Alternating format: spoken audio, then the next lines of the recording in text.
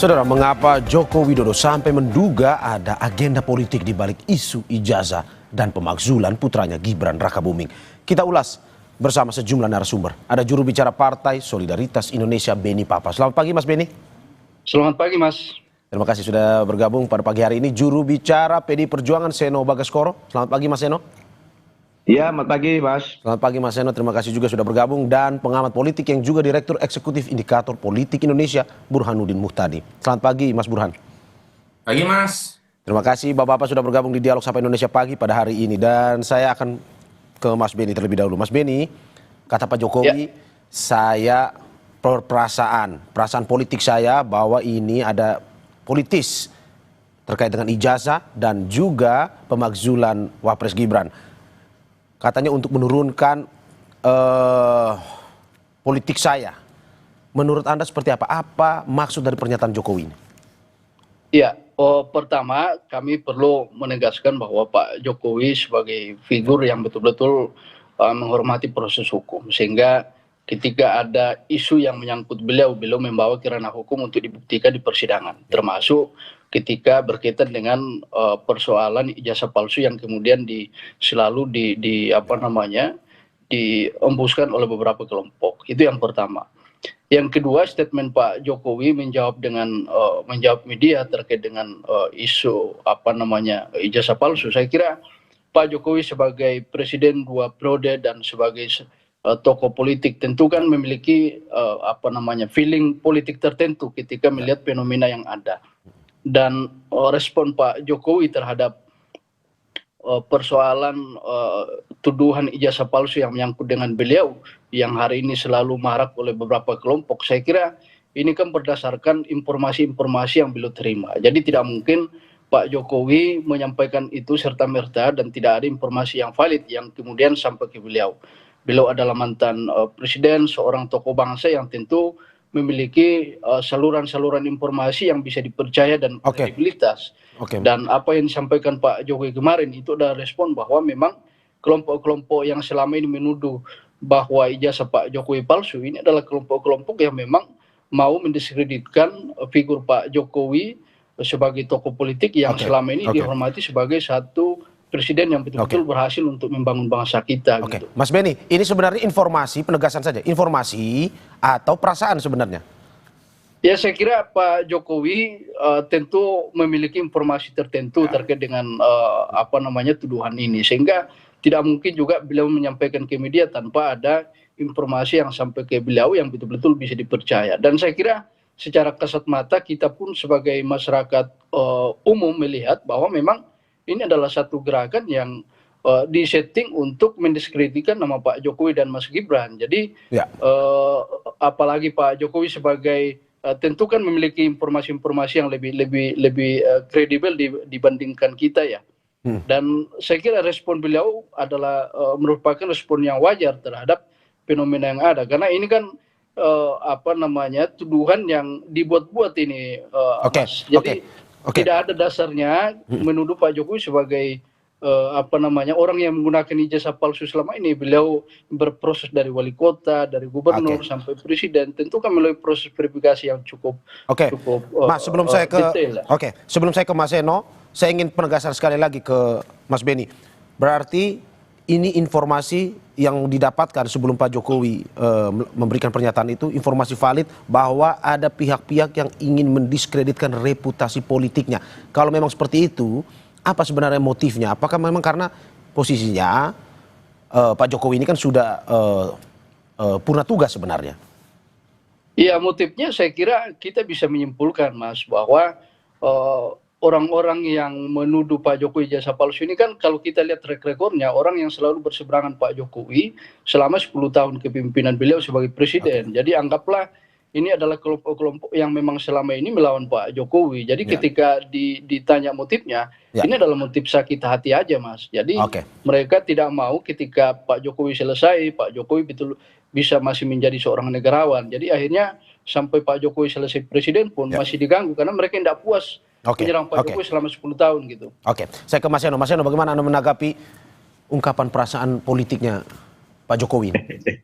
Ya, namanya orang punya perasaan apapun gitu ya, Ya. nggak mungkin salah Mas. Namanya orang perasaan apa gitu. Kayak kita misalnya orang biasa ini yang merasa Ya. sedih, merasa senang, merasa marah, merasa jengkel, ya nggak bisa disalahkan. Ya. Namanya juga perasaan itu. Apalagi kalau kemudian perasaan itu disampaikan kepada publik berkaitan dengan peristiwa tertentu, nggak bisa disalahkan. Ya. Yang jadi persoalan kan adalah lalu kenapa perasaan itu harus sampai ke telinga orang banyak? Ya.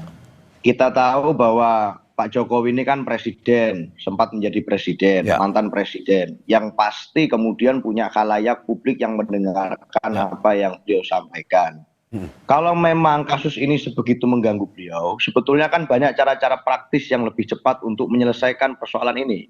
Tapi dengan menyampaikan suatu kecurigaan bahwa ini jangan-jangan ada motif tersembunyi, ada kemudian agenda besar, ada kemudian motif politik besar di belakang situasi hari ini yang menerpa beliau gitu ya. Ini kalau menurut saya bukan malah menyelesaikan persoalan, malah justru akan membawa diskursus publik ke dalam diskusi yang lebih panjang. Ya. Jadi masalah percakapan ini tidak akan makin selesai, makin surut, tapi justru malah akan kontraproduktif dengan tujuannya, gitu, dengan beliau menyampaikan perasaan tersebut.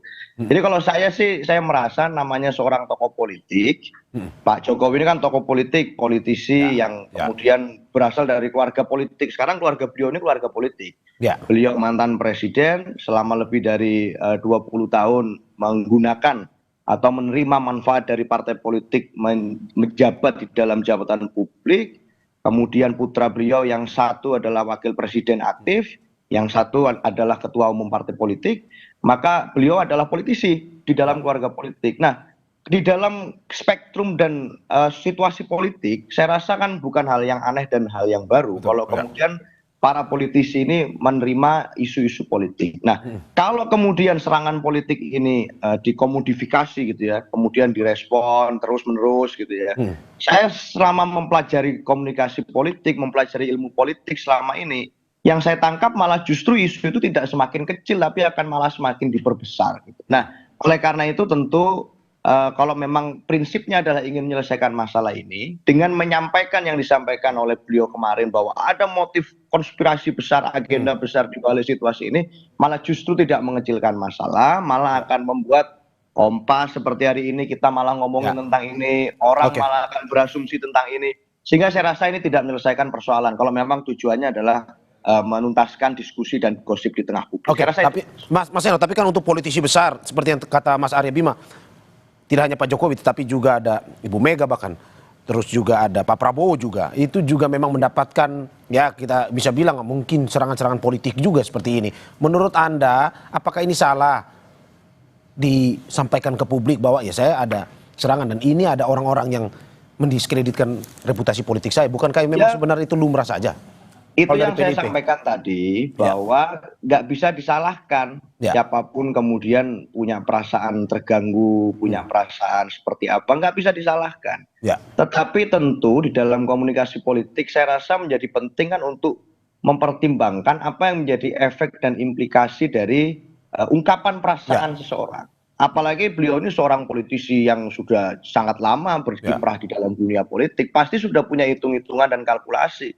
Jika menyampaikan A kepada publik, kira-kira responnya nanti akan seperti apa. Jika menyampaikan B akan seperti apa. Nah, di dalam isu ini kan rasa-rasanya kan percakapan ini terus muncul karena beliau menyampaikan terus nih perasaan-perasaan beliau ini berkaitan dengan isu ini. Nah, pemimpin lain, tokoh-tokoh politik lain apakah tidak mengalami situasi yang sama, diserang dari berbagai sisi gitu ya, meskipun tidak selalu adalah soal isu yang sama itu. Tapi di berbagai situasi yang berbeda, konteks yang berbeda kan juga mengalami itu. Nah, tetapi saya rasa kalau kami di PDI Perjuangan, kita dibiasakan untuk kecenderungannya adalah kepada pelembagaan institusi. Sehingga setiap persoalan, setiap kemudian masalah yang datang kepada figur maupun kepada organisasi, diselesaikan dalam mekanisme institusi.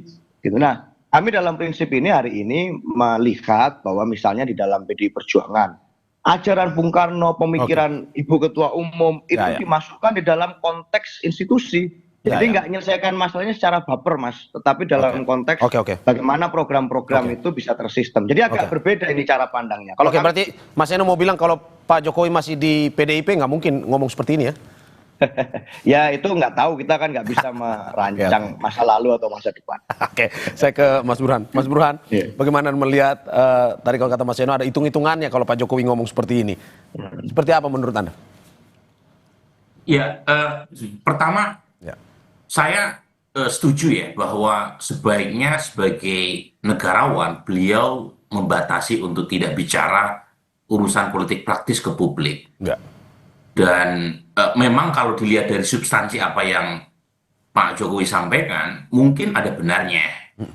Dan secara empirik, betul tingkat kedisukaan terhadap Pak Jokowi juga menurun ya setelah ijazah palsu bulan-bulan menyita perhatian publik ya. Jadi secara substansi apa yang disampaikan oleh Pak Jokowi mungkin ada benarnya bahwa ada desain di balik serangan bertubi-tubi yang diarahkan ke keluarga besar beliau, suatu hal yang tidak terelakkan ya, karena putra dan menantu beliau masuk ke dalam politik. Jadi meskipun masa jabatan Pak Jokowi sudah selesai, tetapi kan keluarga besarnya masih aktif di politik. Tetapi ketika perasaan itu disampaikan ke publik, ya wajar kalau misalnya Mas Seno punya anggapan, ada maksud lain, kenapa itu harus disampaikan. Nah saya pribadi, ini sikap saya pribadi, pandangan saya pribadi, itu sebenarnya berharap seorang presiden yang pernah menempati orang nomor 1 di Republik, setelah selesai itu sebaiknya beyond dari urusan day-to-day politik, menjadi seorang negarawan yang bukan lagi memikirkan pemilu 5 tahun yang akan datang, tapi memikirkan apa warisan yang akan diberikan ke generasi berikutnya. Itu yang kita pelajari dari tradisi politik di Amerika. Seorang presiden setelah selesai menarik diri dari urusan politik praktis. Itu yang ideal ya buat saya. Tentu seorang mantan presiden seperti Pak Jokowi punya pandangan lain karena konteksnya berbeda. Tetapi ketika berbicara seperti itu tentu tidak bisa terelakkan beliau masuk dalam urusan pusaran politik praktis yang penuh dengan polemik, kontroversi, dan pro dan kontra. Jadi, apakah menurut Anda ini karena Pak Jokowi sudah merasa gerah akhirnya harus mengungkapkan seperti ini atau sebenarnya bagaimana? Ya bisa saja, lagi-lagi soal tafsir politik kita tidak tahu ya, kita tidak bisa menilai apa yang batin. Tapi yang terlihat memang yang terlihat dalam pengertian muncul statement itu kita bisa menduga, kita bisa berspekulasi bahwa serangan itu sampai pada titik di mana Pak Jokowi tidak bisa menghandle-nya lagi, menghandle dalam pengertian tidak bisa menyembunyikan lagi untuk tidak mengeluarkan statement ke publik. Suatu hal yang menurut saya agak berbeda. Jadi 10 tahun Pak Jokowi berada di puncak kekuasaan, itu relatif beliau sangat pandai dalam menyembunyikan perasaan, dalam menyembunyikan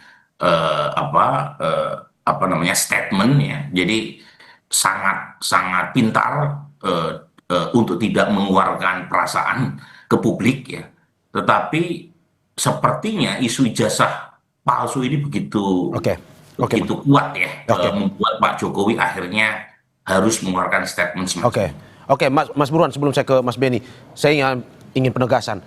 Anda tadi bilang bahwa Pak Jokowi pintar selama menduduki jabatan sebagai presiden, gubernur itu dalam mengolah kata, mengolah kalimat. Menurut Anda, dengan pernyataan yang eksplisit seperti ini, yang jarang sebenarnya dilakukan oleh Pak Jokowi, apakah memang betul karena dia merasa terganggu, ataukah mungkin karena Anda bilang pintar tadi, ada tujuan lain sebenarnya? Tujuan politis juga? Iya, lagi-lagi kita jawabannya tidak bisa either or ya. Jangan-jangan dua-duanya benar. Satu sisi memang ada ketergangguan karena isu ijazah ini betul-betul membetot perhatian publik dan menguras perasaan. Tapi saat yang sama juga ada tujuan lain. Karena ketika itu disampaikan ke publik, bagi seorang politisi yang sudah sangat matang dan punya jam terbang panjang seperti Pak Jokowi, pasti ada kalkulasi politik. Nah, kalkulasi politiknya bisa ditujukan kepada elit politik, ya. Yang kedua ditujukan kepada pendukungnya, kepada publik secara umum. Ya, jadi lagi-lagi kita tidak bisa memilah mana A, mana B. Dua-duanya bisa saja. Saya ke Mas Beni. Mas Beni, bagaimana Anda melihat bahwa kalkulasi politiknya sebenarnya ini tidak perlu disampaikan ke publik karena ada implikasinya, ada akibatnya ke publik. Tetapi di satu sisi juga ya sebagai seorang politisi, Pak Jokowi juga merasa seperti itu. Menurut Anda seperti apa? Tapi jangan dijawab dulu, karena kita saksikan usai jeda.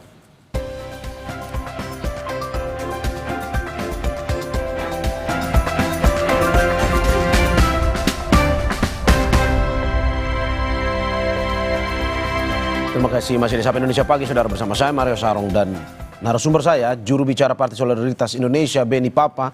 Selain itu juga ada juru bicara PD Perjuangan Seno Bagaskoro dan pengamat politik yang juga Direktur Eksekutif Indikator Politik Indonesia Burhanuddin Muhtadi. Saya ke Mas Beni lagi. Mas Beni, bagaimana melihat bahwa ini sebenarnya tidak perlulah disampaikan oleh Pak Jokowi, ada implikasi-implikasi yang juga mungkin berdampak kepada masyarakat. Tapi kalau Anda melihat sebenarnya dari kasus ini secara umum, ini lebih banyak ruginya ke Pak Jokowi atau bagaimana sebenarnya? Iya, tentu apa yang disampaikan Pak Jokowi ini kan sesuatu yang wajar, Mas. Dan apa yang sedang dilakukan oleh beberapa kelompok hari ini yang menuding ijazah beliau palsu, ini kan secara terang benderang merusak reputasi beliau. Sehingga ketika beliau merespon, saya kira ini menjadi sesuatu hal yang wajar. Karena kenapa? Ini juga menjadi pembelajaran, Mas, untuk untuk kita semua, bahwa tidak bisa kita kemudian serta-merta bisa merusak reputasi orang tanpa dasar, tanpa data, tanpa fakta. Dan ketika itu kemudian dilakukan kepada seorang figur, saya kira ini juga akan menjadi presiden buruk. Jadi bayangkan ketika semua figur politik, Mas, kemudian dihantam dengan persoalan-persoalan yang tidak ada faktanya. Ini kan merusak demokrasi kita, Mas. Dan apa yang disampaikan Pak Jokowi kemarin ini sesuatu yang menurut kami wajar. Dan yang kedua, Pak Jokowi kan selama ini merespon dengan melakukan pelaporan di kepolisian. Jadi Pak Jokowi di lain sisi juga taat kepada hukum yang ada. Jadi beliau menyerahkan kepada hukum, tapi ketika kemudian kelompok ini selalu menggemburkan di media, di masyarakat, ini kan menjadi kekhawatiran tersendiri bahwa gerakan-gerakan ini bisa merusak demokrasi kita, bisa merusak kebebasan berpendapat kita yang selama ini kita hormati, bahwa kemudian setiap orang punya kebebasan untuk menyampaikan hal, itu lain soal, tapi kebebasan itu juga harus bertanggung jawab, harus berdasarkan dengan fakta, Mas. Mas Beni, tapi ada yang bilang juga bahwa Pak Jokowi juga riding the wave juga, ada mengambil keuntungan juga dari isu yang dimainkan ini. Menurut Anda seperti itu atau bagaimana? Saya kira tidak, Mas, ya. Dan respon Pak Jokowi kemarin itu kan menegaskan bahwa apa yang sedang terjadi ini kan merugikan beliau, merusak reputasi beliau. Jadi kalau ada pihak-pihak yang menuding bahwa Pak Jokowi mengambil keuntungan yang dengan kasus ijazah palsu sekarang, saya kira tidak ada. Justru ini kan dan kita masyarakat biasa melihat, Mas, ini sedang ada gerakan untuk merusak reputasi beliau dan itu merugikan Pak Jokowi. Oke, saya ke Mas Seno. Mas Seno, Pak Jokowi seperti yang dibilang Mas Burhan, seorang politisi kawakan. 10 tahun menjabat presiden, selalu kita lihat serangan-serangan itu selalu muncul ke Pak Jokowi, tapi tidak menurunkan juga elektabilitasnya. Menurut Anda, Pak Jokowi ini seseorang yang pintar memainkan ini atau bagaimana? Memang betul merasa geras sehingga merasa bahwa ini ada yang menyerang atau bagaimana sebenarnya? Ya jujur saya nggak ngerti juga ya. Dalam konteks dirugikan secara politik itu seperti apa. Kan beliau sudah nggak bisa nyalon lagi sebagai figur politik. Sudah pernah 2 kali menjabat sebagai presiden, jabatan tertinggi di Republik ini. Dan sudah sesuai konstitusi nggak bisa nyalon lagi. Gitu. Sehingga tentu saja tidak ada itu kemungkinan futuritis masa depan. Beliau akan dirugikan secara politik gitu ya, secara elektoral, apalagi tadi kalau pertanyaannya begitu misalnya. Untuk terkait dengan isu apapun itu. Sehingga kalau kita melihat misalnya siapa sih tokoh politik di lingkaran eksekutif pusat misalnya yang tidak mengalami situasi yang kurang lebih sama. Misalnya di dalam Pilpres kemarin, kandidat mana sih yang tidak mengalami serangan pembunuhan karakter yang luar biasa? Di sisi kami misalnya figur-figur kunci kami juga dilakukan pembusukan karakter yang luar biasa. Di sisi nomor urut 1, 2, 3 juga dilakukan hal-hal yang sama gitu, bahkan hingga sekarang gitu. Tapi nggak ada itu yang rasa-rasanya figur-figur itu yang baper-baper gitu kan, kemudian menyampaikan situasinya seperti itu. Saya rasa nggak juga gitu, ya biasa saja. Memang itulah kemudian dramatika yang ada di politik gitu. Tetapi di dalam seorang politisi yang kelasnya seperti Pak Jokowi, kemudian ada Pak SBY, ada Bu Mega, negarawan-negarawan kita yang kelasnya harusnya sudah di level negarawan. Harusnya banyak mikirnya adalah visioning dan gagasan dong, Mas. Ya. Saya rasa hari ini ada banyak hal kok peran yang bisa dilakukan oleh Pak Jokowi itu selain ngurusin masalah yang menurut kami ini kan masalah yang remeh-temeh gitu loh. Ya. Urusan ijazah itu kan urusan yang apa ya, ini suatu yang membanggakan, suatu hal yang semua orang juga punya kalau pernah mengikuti prosesnya, dan mudah saja gitu untuk kemudian menceritakan kalau dia punya atau tidak punya gitu. Sehingga bukan persoalan yang besar. Bagaimana hari ini di mata rakyat ada banyak isu lain yang jauh lebih penting gitu. Nah, untuk kemudian dijawab persoalannya oleh para tokoh-tokoh kunci kita. Pak Jokowi bisa tuh nimbrung ikut mikir misalnya bagaimana ini rakyat banyak yang teriak-teriak nih, sedang banyak PHK. Ya. Bagaimana kira-kira ini dengan lapangan kerja yang dijanjikan disediakan oleh dan lain sebagainya. Banyak isu-isu kemudian yang butuh kemudian dijawab oleh masyarakat daripada rakyat disuruh ikut mikirin pemimpinnya. Kan malah kasihan double nih. Rakyat setiap hari ke harinya sudah pusing mikirin bagaimana kehidupannya. Ini masih disuruh mikirin soal urusan personal dan pribadi pemimpinnya. Saya rasa ini akan semakin kasihan masyarakat kita kalau begitu. Saya rasa itu, Mas. Kalau dari PDIP berarti lebih ingin ini selesai dengan cara Pak Jokowi menunjukkan ijazahnya atau Roy Suryo CS sudah selesai laporan-laporannya? Ya, kami itu nggak ada kepentingan politik apapun kok soal isu ini sebenarnya prinsipnya gitu ya. Sehingga apapun itu buat kami ada banyak cara untuk Pak Jokowi itu bisa kemudian menunjukkan cara yang lebih elegan dan lebih praktis bagi beliau sendiri bahkan. Dan bagi masyarakat Indonesia secara luas gitu ya, agar persoalan ini cepat selesai. Tapi kalau beliau justru malah ingin menikmati situasi diskursus ini dengan saling jawab jinawab gitu ya, balas membalas respon komentar seperti ini, ya silahkan saja, nggak ada masalah dan nggak ada rugi dan nggak ada untungnya buat kami, biasa saja buat kami. Itu, Mas. Oke, saya ke Mas Burhan. Mas Burhan, bagaimana Anda melihat begini? Ini terkait untung ruginya. Ini kalau dalam kasus ijazah dan juga pemakzulan ataupun kasus politik yang menimpa Pak Jokowi ini, menurut Anda lebih untung Roy Suryo CS-nya menimba dari popularitas dari kasus ini, ataukah Pak Jokowi sendiri walaupun diserang tapi bisa untung juga?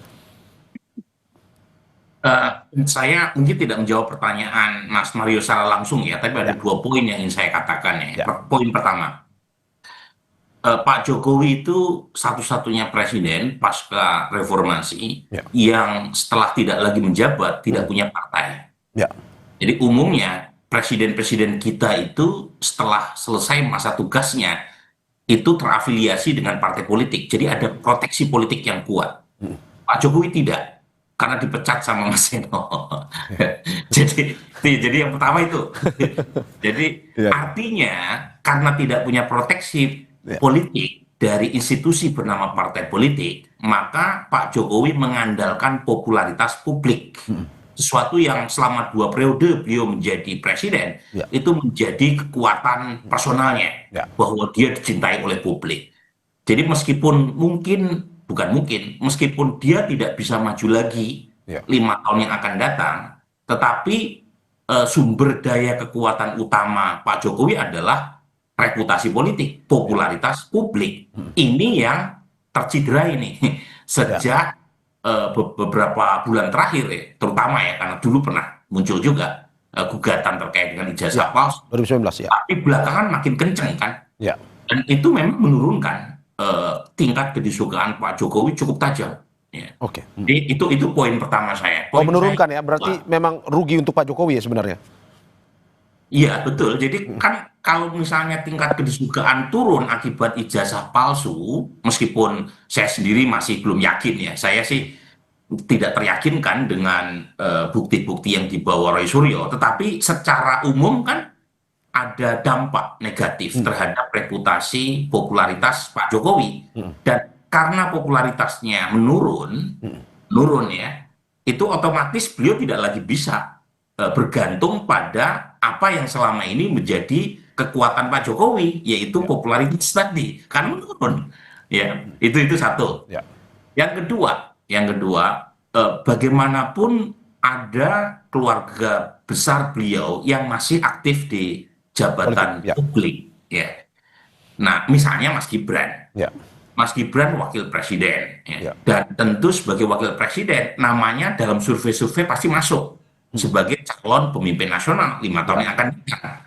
Nah, tentu punya impact nih. Apalagi muncul juga kan gugatan berkaitan dengan isu pemakzulan. Sesuatu hal yang sebenarnya lagi-lagi dalam politik biasa. Kita dulu zaman Pak SBY, Pak Budiono juga seringkali Ya. diuarkan untuk dimakzulkan ketika isu skandal Senturi muncul. Ya. Kemudian zaman Gus Dur dan seterusnya. Tapi lagi-lagi isu itu kan tidak serta-merta datang, pasti ada konteks politiknya. Ya. Makanya secara substansi saya bisa mengerti apa yang disampaikan oleh Pak Jokowi ya, bahwa apa yang disampaikan kemarin itu ada benarnya. Ya. Dalam politik kan nggak ada yang tanpa skenario, pasti ada skenario ya. Ya. Tetapi ketika itu diucapkan langsung oleh Pak Jokowi, menurut saya ini menjadi suatu hal yang menarik karena sebelumnya Pak Jokowi tidak seperti itu. Ya. Tapi ada perhitungan kalkulasi politik, ya. Mungkin juga beliau cukup terganggu karena beruntun ya serangan yang dialamatkan kepada beliau dan keluarga besar ya, bukan hanya soal ijazah palsu tapi juga soal pemakzulan Mas Wapres ya, istilahnya Pak Jokowi, kemudian isu korupsi yang diduga atau dikaitkan melibatkan menantunya di Sumatera Utara, jadi beruntun. Nah ini yang mungkin mengganggu beliau, tapi saat yang sama untuk seorang politisi kawakan ketika itu disampaikan kepada publik, pasti ada tujuan lain di luar dari urusan perasaan. Oke, saya ke Mas Benny. Mas Benny, bagaimana Anda melihat bahwa betul kata Mas Eno bahwa ini sebaiknya ya sudah kita lebih pikirkan hal-hal yang bersifat lebih besar untuk negara ini. Menurut Anda bagaimana sebenarnya caranya untuk pada akhirnya permasalahan ijazah, permasalahan pemakzulan ini selesai sudah dan kita lebih fokus kepada hal-hal yang bersifatnya membangun? Iya, Pak Jokowi kan selama ini itu menghindari statement ke publik terkait dengan tudingan ijazah palsu. Jadi apa yang disampaikan Mas Seno tadi bahwa ini hal yang kecil yang yang seharusnya tidak direspon, saya kira Pak Jokowi sudah melakukan itu selama ini terkait dengan tudingan ijazah palsu. Tapi ketika kemudian ini kemudian semakin isunya semakin membesar dan kita melihat bahwa memang ada desain tertentu, maka ketika Pak Jokowi merespon ini adalah sesuatu yang wajar yang seharusnya dilakukan oleh Pak Jokowi. Karena kenapa? Ini kan juga akan membentuk persepsi publik yang baru kalau Pak Jokowi tidak merespon kasus ini. Jadi apa yang dilakukan Pak Jokowi ini bagian dari upaya untuk menetralisir sehingga tudingan-tudingan ini tidak semakin membesar dan sekali lagi bahwa ini menjadi warning juga untuk teman-teman yang melakukan gerakan-gerakan tudingan ijazah palsu ini, bahwa apa yang dilakukan tanpa bukti, tanpa fakta itu nanti akan terbukti di persidangan, dan Pak Jokowi sudah sedang menyiapkan itu dengan laporan di kepolisian gitu. Ya. Dan apakah juga seperti yang kata Mas Burhana tadi, analisisnya apa? Setelah keluar pernyataan ini mungkin saja karena Pak Jokowi merasa popularitasnya juga terganggu atau bagaimana menurut Anda? Oh ya Pak, pasti Mas. Ya. Dan apa yang dilakukan Pak Jokowi ini kan sekali lagi merespon karena beliau merasa terganggu. Beliau merasa dirugikan dengan isu-isu yang memang tidak ada buktinya. Tapi kemudian kalau ini dibiarkan Mas, ini kan sesuatu presiden yang buruk untuk kita. Orang dengan bebas menuduh orang menggunakan ijazah palsu tanpa ada bukti, tanpa data, ini kan sesuatu yang harus kita harus kita lawan, Mas. Oke, saya ke Mas Eno. Mas Eno, bagaimana Anda melihat bahwa ini sebenarnya harus dihentikan seperti kata Anda tadi, isu ijazah, isu pemakzulan, ini perlu dihentikan segera atau bagaimana? Dan bagaimana caranya? Maksud saya begini loh, kalau memang Pak Jokowi merasa terganggu dengan situasi itu, ini cara menjawab atau cara menuntaskan persoalannya kan ada banyak opsi itu Mas, yang bisa lebih praktis, lebih efektif gitu ya. Ini kan ngeri juga kita, ampun juga kita. Urusan ijazah ini kan sebenarnya simpel sekali. Tinggal kalau misalnya orang lain ya, saya nggak meminta Pak Jokowi atau siapapun melakukan hal yang sama. Saya misalnya ditanya, mana Mas KTP-nya Mas Eno, saya tunjukkan aja KTP saya. Karena memang saya punya, prosesnya saya ikut bikin, mekanisme prosedurnya saya punya. Dan saya nggak melakukan kejahatan apapun dalam proses itu. Itu bukan hal yang susah gitu loh untuk melakukan itu. Ini akan menjawab persoalan selesai, finish, case close gitu. Tapi ini kan jadi panjang, jadi lama, jadi membesar, seakan-akan sesuatu yang gawat. Ini jadi aneh juga di logika saya gitu ya, yang cenderung selama ini sebenarnya nggak terlalu suka mengikuti proses kasus ini gitu ya. Tapi buat saya jadi aneh gitu. Kenapa kok persoalan yang simple, persoalan yang bukan persoalan yang sangat rumit untuk dipecahkan, perlu waktu berbulan-bulan dan seakan-akan jadi masalah yang gawat dan serius itu untuk bangsa dan negara ini gitu. Seakan-akan ini kita akan membuka kotak Pandora gitu. Kalau kemudian nih persoalan ini nanti diungkap ke publik gitu. Ya buat saya ini keanehan gitu, Mas. Buat saya juga bukan suatu hal. Oke, begitu juga dengan isu pemakzulan harus dihentikan juga biar tidak berlarut-larut, Mas. Atau gimana? Itu kan prosedur yang berbeda lagi. Ada ada aspirasi yang masuk dan ini sesuai, semua orang punya hak dan tanggung jawab konstitusionalnya. Kita menghormati itu. Silahkan itu kemudian apapun ya menjadi bagian dari aspirasi orang yang untuk menyampaikan. Tetapi soal isu ijazah ini itu kan suatu hal yang harusnya bisa diselesaikan cepat. Tapi kenapa kok sampai sekarang masih nggak beres-beres, malah jadi gosip yang semakin menguat gitu. Malah jadi seakan-akan bergulir terus gitu. Nah ini kan menimbulkan awalnya publik yang nggak tertarik ngikutin jadi curiga. Publik yang awalnya curiga makin negatif thinking ini. Nggak kemudian selesai masalahnya. Sehingga buat saya ada banyak fokus lain yang harusnya kita bicarakan. Kalau soal ini saja nggak selesai, ya kasihan banget rakyat Indonesia.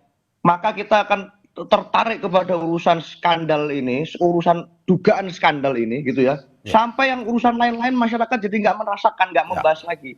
Nah buat saya yang bisa menyelesaikan ini, itu ya harusnya kebesaran dan kenegarawan Pak Jokowi. Sebagai yang hari ini sedang banyak orang sedang menyarankan atau menyasarkan tuduhan. Sebagai negarawan beliau harusnya punya dan tahu caranya untuk menyelesaikan persoalan ini dengan elegan, dengan baik, sehingga nggak kemudian seperti ini. Gitu. Karena dengan cara beliau menyampaikan seperti itu justru kontraproduktif dengan tujuan ingin menyelesaikan gosip atau tuduhan atau apapun namanya persoalan dengan ijazah beliau. Ini justru kontraproduktif. Itu Mas. Kontraproduktif. Kita ke Mas Burhan. Mas Burhan, bagaimana Anda melihat ini?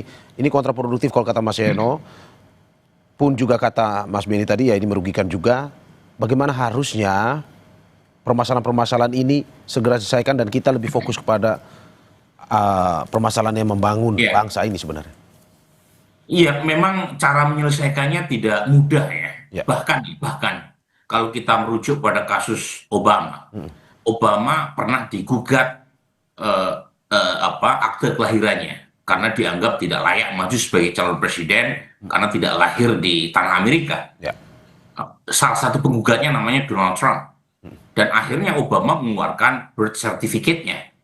Tetapi apakah pembenci Obama serta-merta menghentikan tuduhannya? Ternyata enggak juga. Masih terus-menerus muncul. Tetapi paling tidak ketika Obama menunjukkan birth certificate-nya itu publik yang berada di tengah kan melihat keseriusan Obama untuk menyelesaikan dugaan berkaitan dengan status kelahirannya.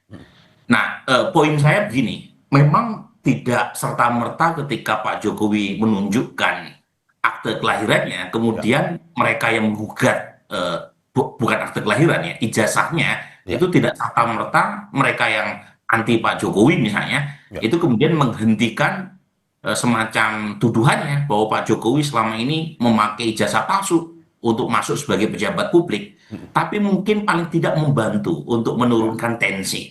Karena terus terang, saya satu frekuensi nih sama kedua narasumber, bahwa ini isu yang terlalu banyak menyita perhatian kita, sehingga agenda kebangsaan kita yang konkret, yang teknokratik, itu nggak kita bahas, luput dari pembahasan Mas Mario di Kompas.